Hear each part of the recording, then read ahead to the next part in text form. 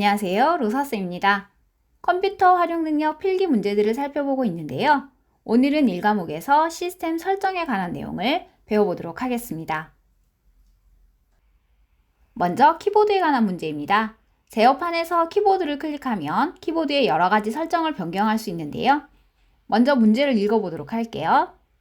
다음 중 한글 윈도우의 제어판에 있는 키보드를 이용해서 설정할 수 있는 내용으로 옳지 않은 것은 1번 문자 반복의 재입력 시간을 설정할 수 있다. 2번 문자 반복의 반복 속도를 설정할 수 있다. 3번 커서 깜빡임 속도를 설정할 수 있다. 4번 마우스 포인터를 숫자 키패드를 사용해서 움직일 수 있게 설정할 수 있다.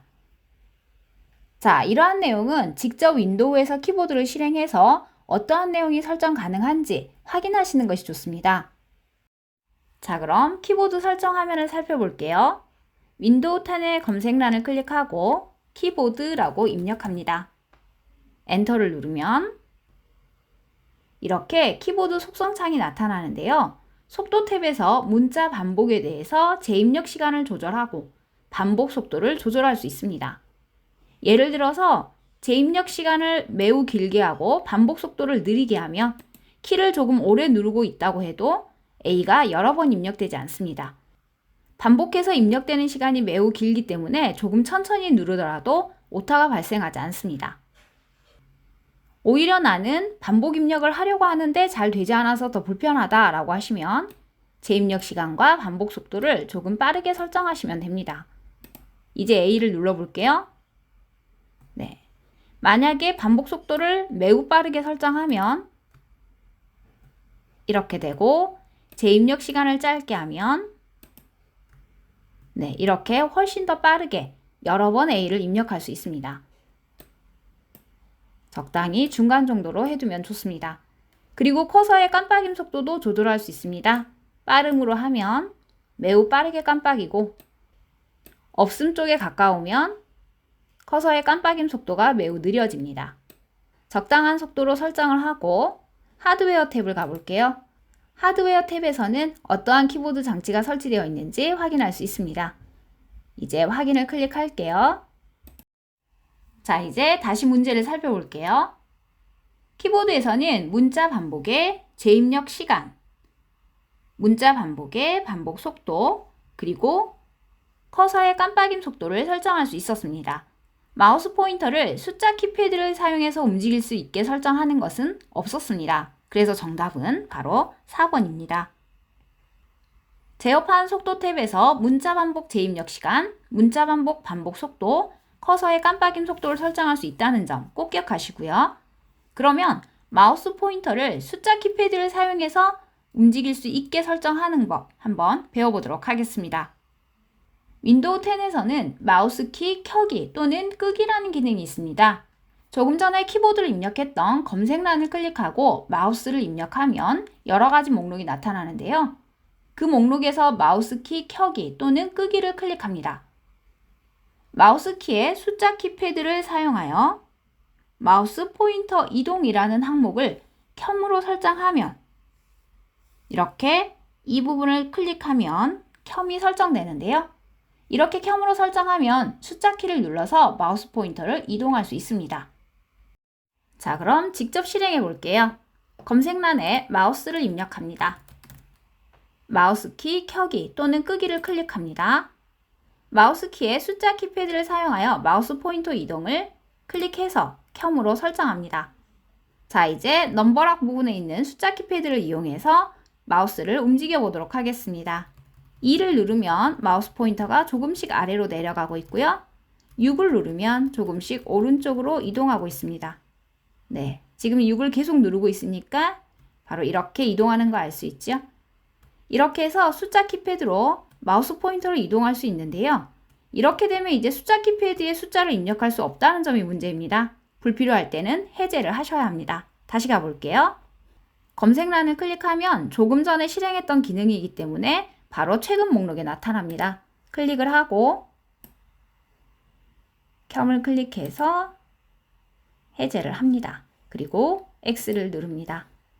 자, 이렇게 해서 숫자 키패드를 사용해서 마우스 포인터를 제어하는 기능 한번 살펴보았습니다.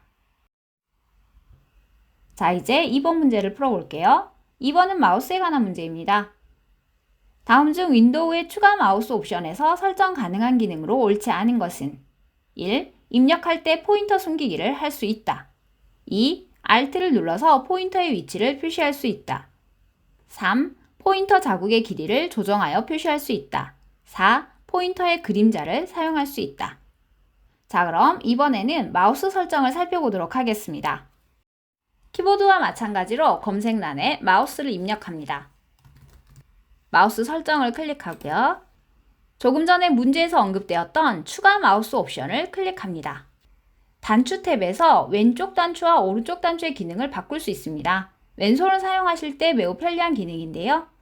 이 기능을 선택하면 왼쪽 단추를 눌렀을 때 바로가기 메뉴가 나타나고 오른쪽 단추를 눌렀을 때 클릭과 마찬가지로 어떠한 항목을 선택하거나 실행할 수 있습니다. 2번 클릭 속도를 조절할 수도 있습니다. 너무 빠르면 힘들겠지요? 오른쪽에 있는 그림을 더블 클릭해서 빠름의 속도를 확인할 수 있습니다. 적당히 3분의 2 정도로 설정을 해둡니다. 만약 더블 클릭이 조금 힘드신 분이라면 느림으로 설정하시면 됩니다. 클릭 잠금을 사용할 수도 있습니다. 마우스 단추를 일정 시간 동안 누르면 클릭된 것처럼 유지되는 기능입니다. 마우스 단추를 누른 채로 드래그해서 작업해야 할 때 누른 채 드래그 하기가 힘들다면 클릭 잠금을 설정합니다. 그리고 필요할 때 마우스 단추를 조금 오래 누르면 마우스 단추에서 손을 떼더라도 클릭이 유지되는 것입니다. 그리고 다시 마우스 단추를 조금 오래 누르면 클릭 잠금이 해제됩니다. 선택을 하고 설정을 클릭하면 이 시간을 설정할 수 있습니다. 해제할게요. 포인터 탭에서는 마우스 포인터의 모양과 그림자 기능을 선택할 수 있습니다. 찾아보기를 이용해서 다양한 마우스 포인터 모양을 선택할 수 있는데요. 예전에는 북이나 공룡 모양도 있었지만 지금은 모두 사라졌습니다. 네, 조금 아쉽네요. 포인터 옵션 탭에서는 포인터의 속도를 조절할 수 있습니다. 그리고 정확도를 향상시키게 선택할 수도 있고요.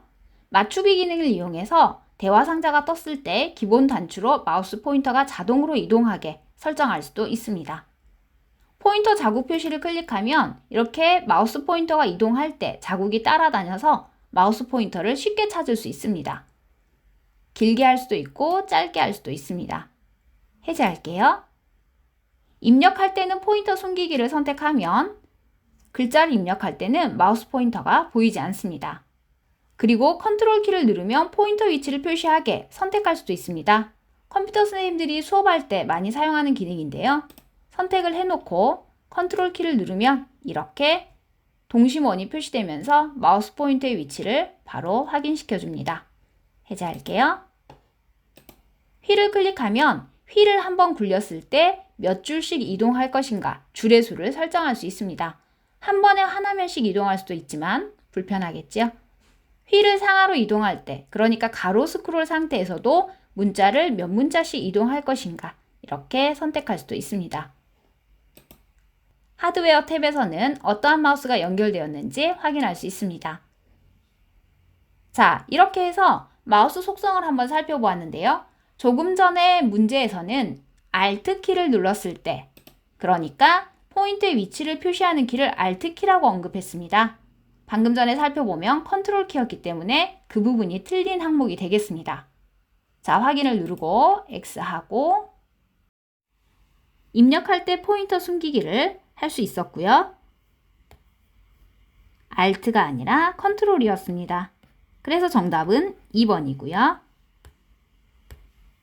포인터 자국의 길이를 조정해서 표시할 수 있습니다. 포인터의 그림자도 사용할 수 있습니다. 각 탭별로 어떠한 기능이 가능한지 꼭 알아두시기 바랍니다. 3번은 장치관리자에 관한 문제입니다. 한번 읽어볼게요. 다음 중 윈도우의 장치관리자 창에서 설정 가능한 하드웨어 관리에 대한 설명으로 옳지 않은 것은 1. 장치들의 드라이버를 식별하고 설치된 장치 드라이버에 대한 정보를 알 수 있다. 2. 가상 메모리에 대한 정보를 확인하고 설정 값을 변경할 수 있다. 3. 장치 드라이버를 업데이트할 수 있다. 4. 하드웨어가 올바르게 작동하는지 확인할 수 있다. 장치 관리자를 실행하려면 시작 단추에서 오른 버튼을 누르고 장치 관리자를 클릭합니다. 장치 관리자를 클릭하면 이렇게 기기에 연결된 모든 장치를 확인할 수 있는데요. 블루투스, USB 커넥터 관리자, 디스크 드라이브 이러한 장치들을 확인할 수 있습니다. 더블 클릭을 하면 이렇게 세부적인 장치들의 이름이 나타나는데요. 이 장치에 느낌표가 있다면 그 장치가 잘못 연결되었거나 정상적으로 동작하지 않는다는 뜻입니다. 자, 그럼 이 장치들 중에 하나에서 오른 버튼을 눌러볼게요.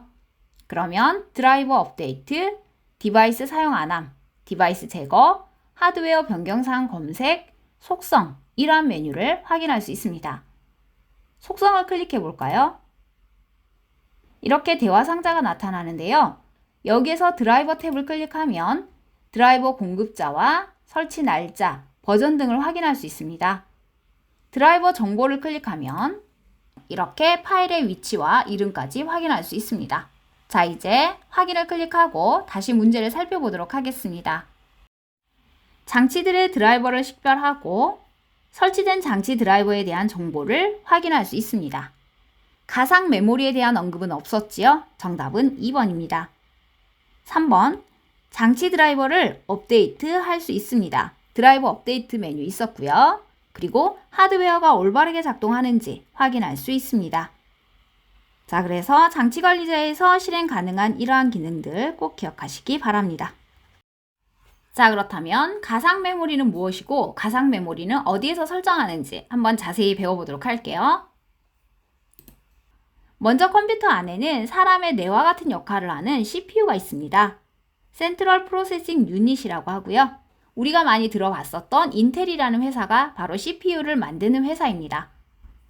CPU의 종류는 펜티엄, i3, i5, i7까지 이렇게 여러 가지 종류가 있습니다. 그리고 컴퓨터에서 실행하는 모든 자료를 저장하는 기억장치에는 크게 보조기억장치와 주기억장치가 있습니다. 보조기억장치는 우리가 많이 사용하는 USB 메모리 또는 C 드라이브라고 부르는 하드디스크 등을 말합니다. 이러한 장치들은 프로그램을 한번 저장해두면 절대 사라지지 않고 영구히 보관할 수 있습니다. 주기억장치는 보조기억장치에 저장된 정보들 중에서 현재 필요한 정보만 저장하는 장치입니다. 실행을 빠르게 하기 위한 방법인데요. 만약 우리가 컴퓨터에서 한컴 타자를 실행하면 보조기억장치, 그러니까 하드디스크에 저장되어 있던 한컴 타자 파일을 찾아서 주기억장치로 옮겨옵니다. 이렇게 가져오는 과정, 이러한 과정을 바로 로드라고 합니다. 우리가 요리를 할 때 필요한 재료를 마트에서 사서 냉장고에 저장해두고 활용하지요. 마트처럼 모든 재료를 저장하고 있는 대용량의 기억장치를 보조기억장치라고 하고, 냉장고처럼 지금 당장 사용하는 재료만 저장하는 공간을 주기억장치라고 합니다. 그런데 냉장고가 작으면 마트에 자주 가야 하잖아요. 그래서 주기억장치가 클수록 좋은데요. 만약 주기억장치가 작아서 작업이 어렵거나 컴퓨터 속도가 늦어지면 하드디스크의 일부분을 비워두었다가 이 부분을 주기억장치처럼 사용할 수 있습니다. 이 기능이 바로 가상 메모리입니다.